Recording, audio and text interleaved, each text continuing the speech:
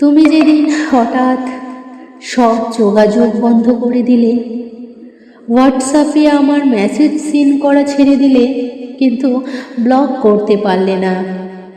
ইনস্টাগ্রামে আমাকে সীমাবদ্ধতার তালিকায় ফেলে দিলে, তবু আনফলো করতে পারলে না। আমার ফোন ধরলে না, আবার ফোনটা সাহস করে কেটে দিতেও পারলে না। তখন প্রথমের দিকে রাগ হয়েছিল, অভিমানের পাহাড় জমেছিল।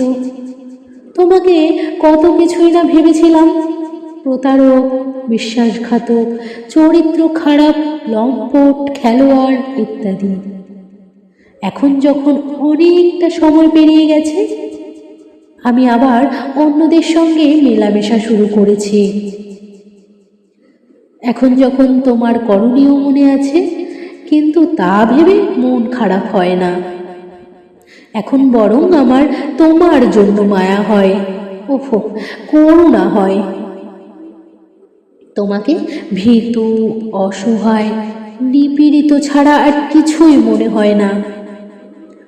সামাজিক চাপ, পাড়াবাড়ির মান এবং ছোটবেলা থেকে তোমার মধ্যে গেঁথে দেওয়া পুরুষতান্ত্রিকতা তোমার থেকে ভালোবাসার অধিকারও ছিনিয়ে নিল। বাড়ির জ্যেষ্ঠ পুত্র সন্তান, যতটা ভারী সম্পর্ক ততটাই ক্লান্তিকর তার দায়বদ্ধতা। এতটাই ক্লান্তির যে তুমি তোমার পছন্দের মানুষটির সঙ্গে থাকতে পারলে না। একটা বিকেল যার হাতে হাত রেখে ভেবে নিয়েছিলে আগামী লক্ষ লক্ষ বিকেল তার সঙ্গে চা খাবে, তার সঙ্গেই থাকতে পারলে না। যাকে বাইকের পিছনে বসিয়ে জীবনের সবচেয়ে বেশি সাবধানে বাইক চালিয়েছিলে, তাকেই পাশে রাখতে পারলে না। এখন তো দেখছি পুরুষ হওয়াটা মানুষ হওয়ার থেকেও বেশি কঠিন। আমার তো নিজেকে তোমার চাইতে অনেক বেশি ভাগ্যবান মনে হচ্ছে। আমি কাঁদতে পারছি, লোভ জানাতে পারছি, তোমাকে চিৎকার করে দোষী সাব্যস্ত করতে পারছি। তুমি তো সেটুকুও পারো না। বৃদ্ধ মা বাবাকে বংশের প্রদীপ দিতে হবে, সমাজকে দেখাতে হবে সব সন্তান কুসন্তান নয়। বন্ধুদের বোঝাতে হবে যে মার্দ কো দর্দ নেহি হোতা। আর এইসব করতে গিয়ে তোমাকে অভিনয় করতে হবে। অভিনয় করতে করতে ভুলে যেতে হবে তুমি কাউকে খুব আপন করে চেয়েছিলে, ভীষণ মন থেকে চেয়েছিলে। কিন্তু পুরুষ মানুষদের বোধহয় এত কিছু চাওয়া যায় না। ওরা তো মেয়েদের চাইতে বেশি দায়বদ্ধ, জন্ম দেওয়ায় যন্ত্র হিসেবে। মেয়েরা বাচ্চা না দিতে পারলে কি হয়? বিয়ে ভেঙে যায়, সমাজচ্যুত হয়, লাঞ্ছিত হয়। কিন্তু পুরুষকে চেষ্টা করেই যেতে হয়। এই বিয়েতে হলো না, আর একটা বিয়ে করো।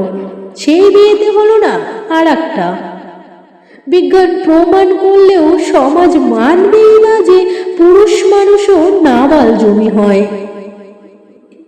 তুমি হয়তো ভাবো আমি তোমাকে খুব শাপ অভিশাপ দিই, বন্ধু মহলে তোমার নাম ধরে জন্তু জানোয়ার পুষি।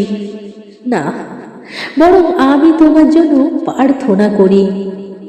প্রার্থনা করি যে এই পৃথিবী জুড়ে যেমন নারীবাদী আন্দোলন হয়, দলিতদের হয়ে মিছিল হয়, ভাতের দাবিতে স্লোগান ওঠে, ঠিক তেমনি তোমার জন্য আন্দোলন হোক, তোমার জন্য প্রতিবাদ হোক।